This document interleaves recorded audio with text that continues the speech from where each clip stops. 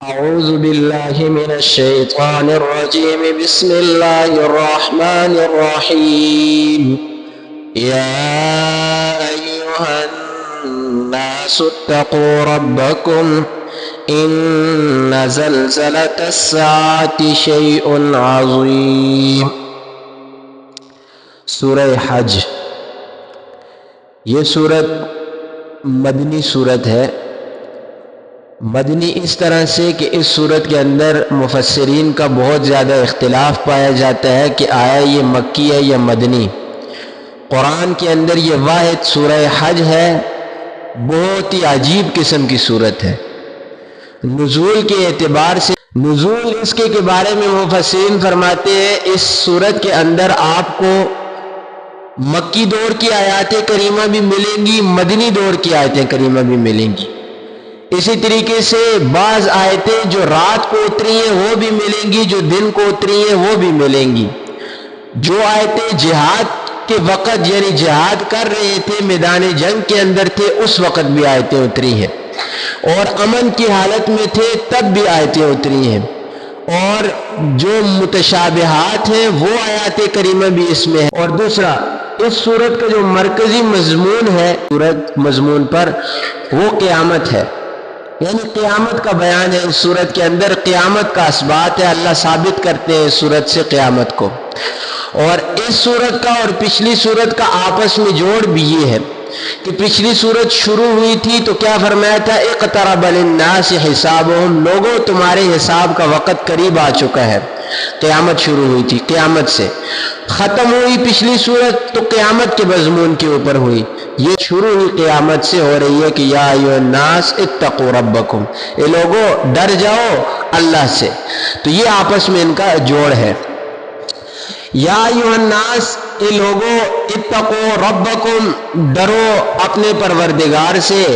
ان زلزلۃ الساعۃ شیء عظیم، بے شک قیامت کا جو زلزلہ ہے وہ بہت ہی بڑی چیز ہے، وہ کوئی عام چیز نہیں.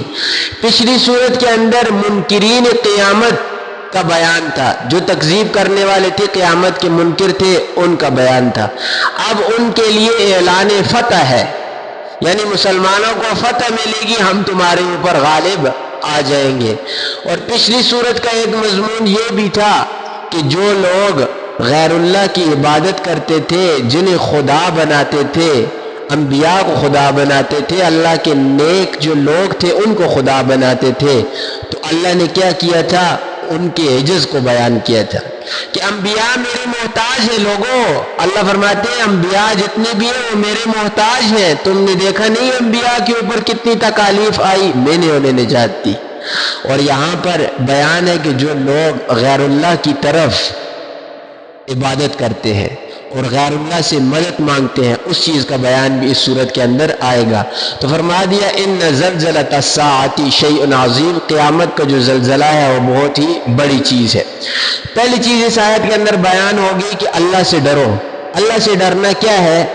کہ اللہ کے احکامات کو انسان مان لے اور جن کاموں سے اللہ نے روکا ہے ان سے رک جائے. اور ڈر کس چیز کا؟ اللہ کے عذاب کا ہے. اللہ کے ساتھ محبت کرو اور اس کے عذاب سے ڈرو، اس کی باتوں کو مانو. اتقوا ربکم ان زلزلۃ الساعۃ شیء عظیم، قیامت کا زلزلہ کیسے ہوگا اور کب ہوگا؟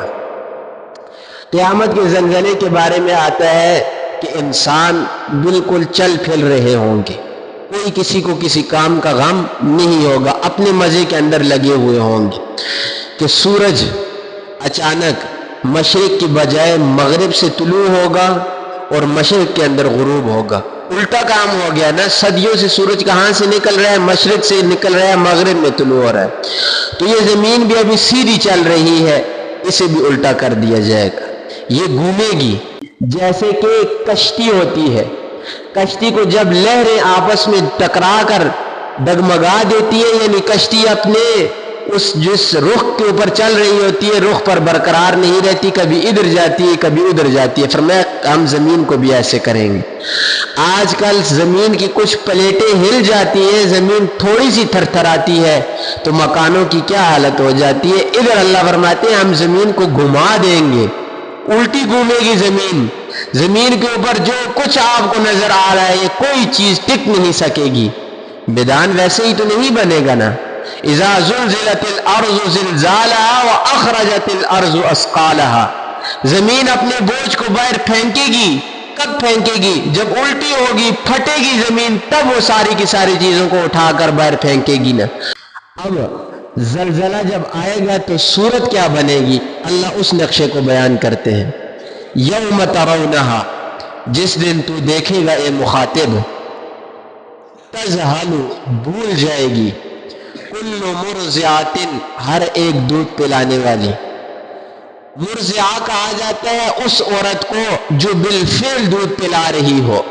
ایک وہ عورت ہوتی ہے جس کے اندر دودھ پلانے کی صلاحیت ہوتی ہے، ایک وہ عورت ہے جو بالفعل دودھ پلا رہی ہے ابھی بچے کو۔ فرمایا آپ دیکھو گے کہ جو عورت بچے کو دودھ پلا رہی ہوگی وہ اپنے بچے کو بھول دے گی۔ جس ٹائم بچے کو ماں دودھ پلاتی ہے اس وقت اس کے اوپر جو شفقت ہوتی ہے اس زمانے کے علاوہ کسی زمانے میں اس کی شفقت نہیں ہوتی۔